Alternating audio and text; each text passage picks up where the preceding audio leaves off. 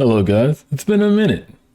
Life has happened. I'm only covering the first part of this series because there's so much content to unpack. The definition of revenge is the action of inflicting hurt or harm on someone for an injury or wrong suffered at their hand. With all the backstabbing that occurs in the story and the sweet revenge that our main character is actually able to attain after being tortured for days upon days, the final scene of our main character, Asagi, accepting the circumstances and moving on, shows how the pursuit of revenge is infinitely better than actually achieving it. Because once she got everything she was searching for, after finally having the opportunity to do so with no hesitation, she has to continue with life with this hollow feeling.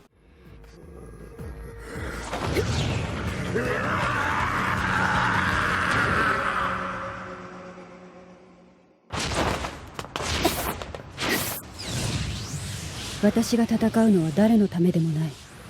人のためでも他のタイマニンのためでも。ただ私の前に続く人外の道、修羅の道を迷うことなく進むだけ。Now, the amalgamation of all that she went through would make any sounding mind break seem preferable. While I am 100% on her side because of the way things went through, and this is a legitimate reason to seek revenge, the person she becomes afterwards just seems disappointed with everything, despondent, nihilistic even. Now, this would be the ideal time to tell you with a list of things she went through that would approximately went about from 2 days to an entire week in total time span that I can think of in that universe. And I'm bringing this up because I want to substantiate my point to any of the AOT Berserk fans who want to jump down my throat for saying that her life is tough. So she has suffered through, but not limited to, the following. Being drugged to be hypersensitive to any form of pain and equate that pain to a euphoric experience, being used as an experimental test subject by said demonic intelligence agency, literally and figuratively fighting demons, being impaled by an oblong obsidian pillar, being raped by a demonic who has killed people from internal bleeding, by being beaten within an inch of her life,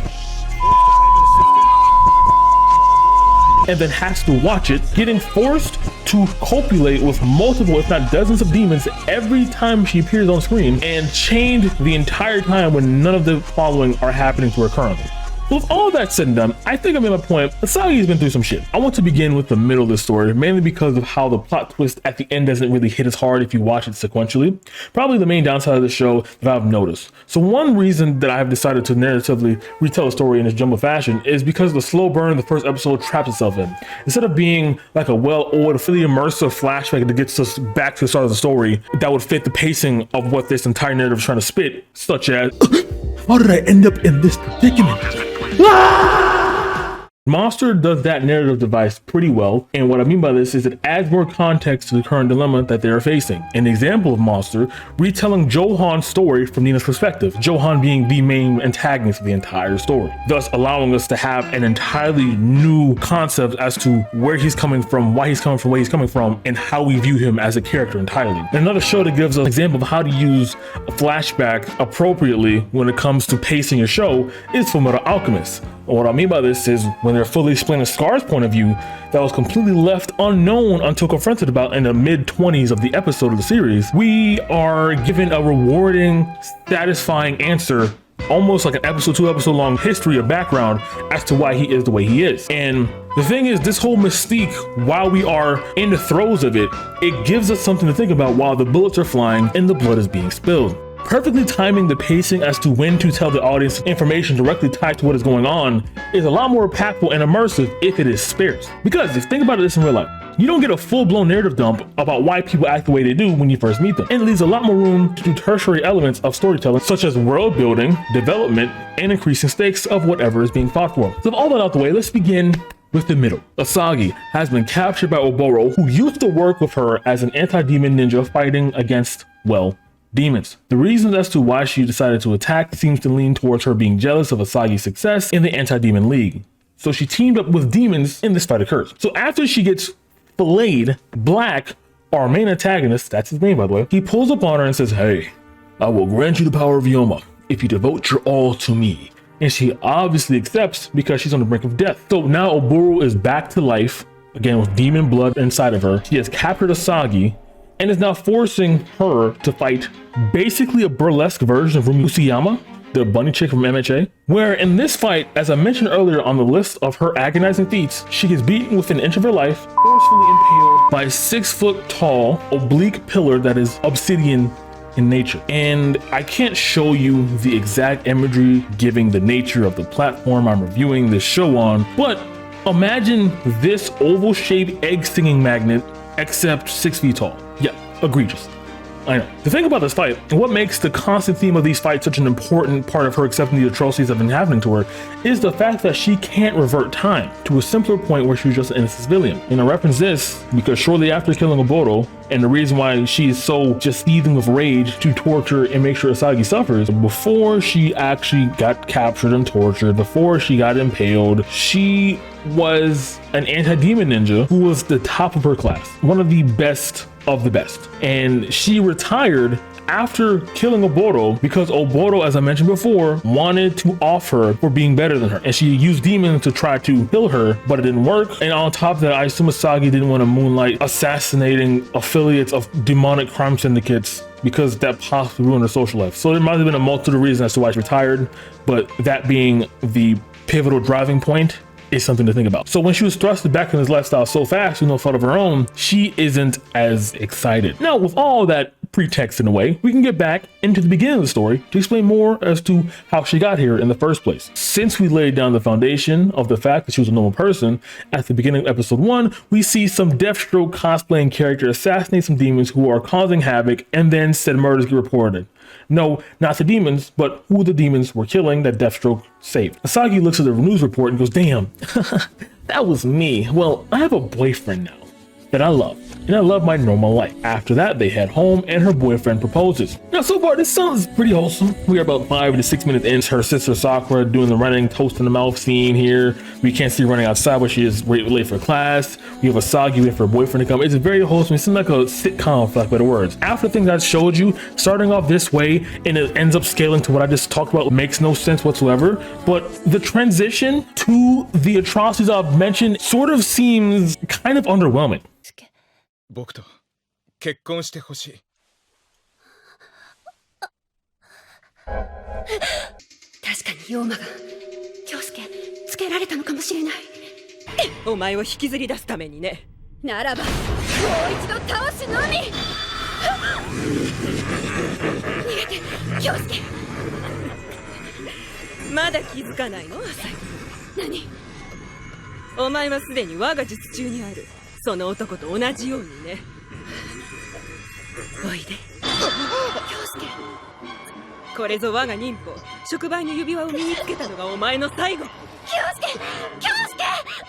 When she got proposed, she immediately said yes because she loves this man, put the ring on, and then seamless transition, it sealed all of Asagi's powers. And then making her man her own slave, and then Asagi gets captured and taken to the dungeon I was mentioning before. So flash to the present time, we have her sister who might be named Sakura, I don't know exactly. She hears about the news of what's going on. Her elder tells her to go ahead and save your sister because, you know, we need more soldiers. We're running out right now. And while she's on the way to save her blood, we see Asagi get thrown into the chamber that I was mentioning before, and in the high-tech facility, there's this Majin Buu evil clone with a secondary weapon the size of her entire body. What do I mean by secondary weapon? Well, I mean his penis. ZAMN! Do the math of what you think is going to happen here, and while that's happening, we flash to Sakura now infiltrating the underground base that Asagi's being held in, Black's base. And she starts going around, snooping around, killing a couple guards, and then she looks around, Kyosuke grapples her, captures her, throws her to Oboro, and now Oboro's telling her whole life story.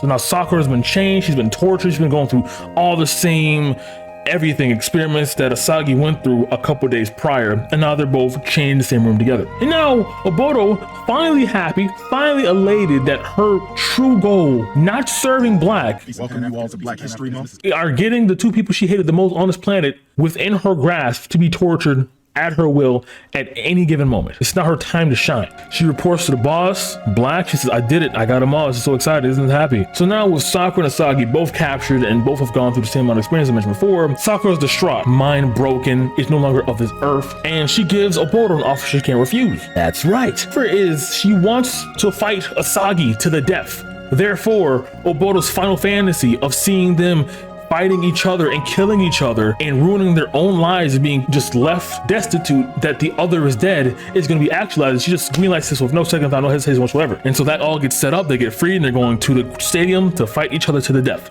Sister fight. Instead of kiss X sis, it's kill X sis. Nice meme. Before Sakura and Asagi fight, her plan wasn't to actually kill her. It was to sacrifice herself so Asagi could leave. That's a very interesting plot point to notice because it's constantly mentioned as a fight. In the intermediary of them setting up said fight, of them going to the arena as ZAMN like I mentioned before, we find out some interesting information about Black's condition with Oboro herself. ただ復讐のためだけに組織にいるのではあるまいな。そのようなことは。妖魔として生きるために誓った忠誠、もう一度思い出してくるのだな。妖魔と交わって。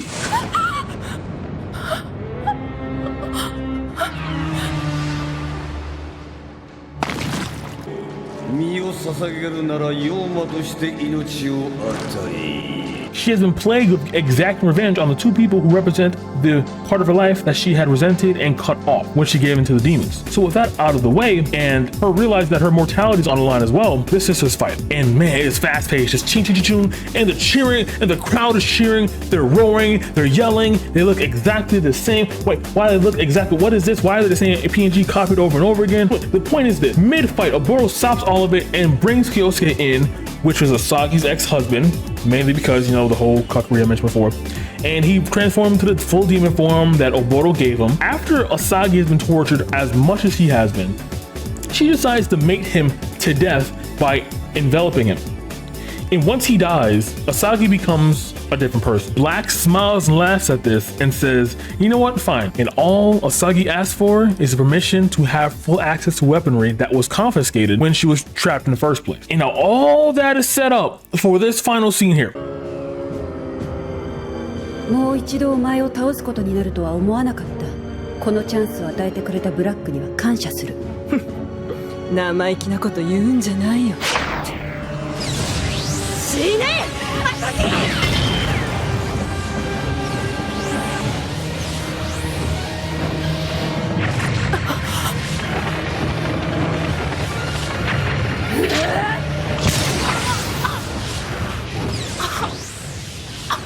！All that tension built up just for Oboro to go out in such a piss poor manner.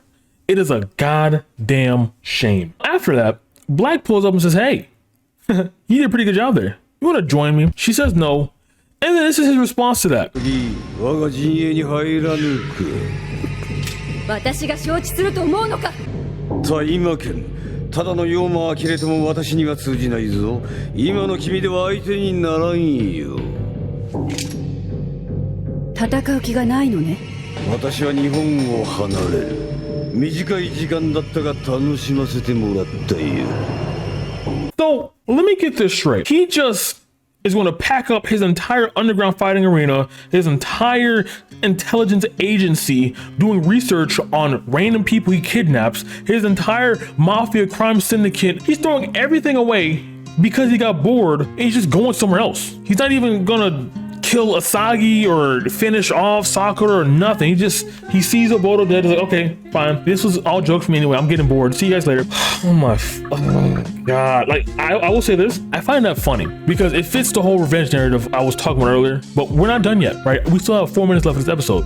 What could there possibly be more of other than this?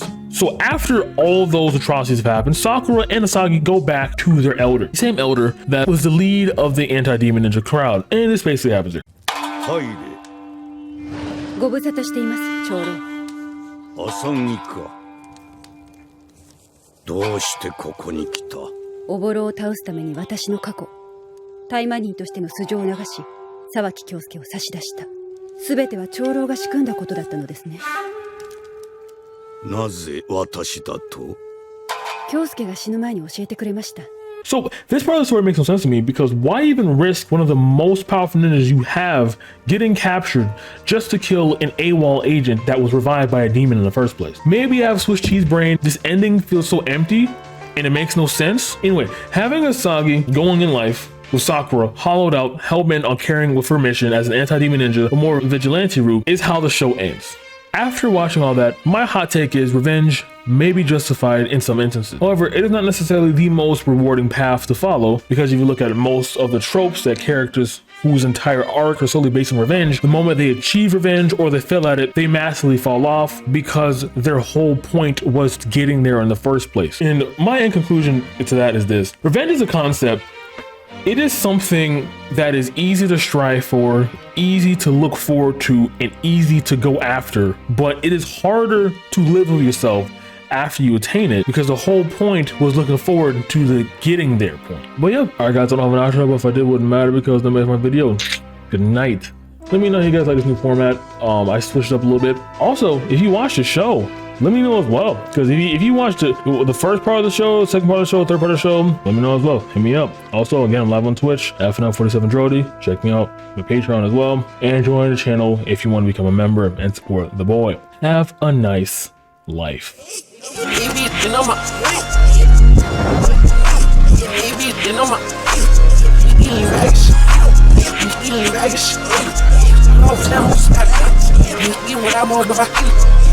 Boy,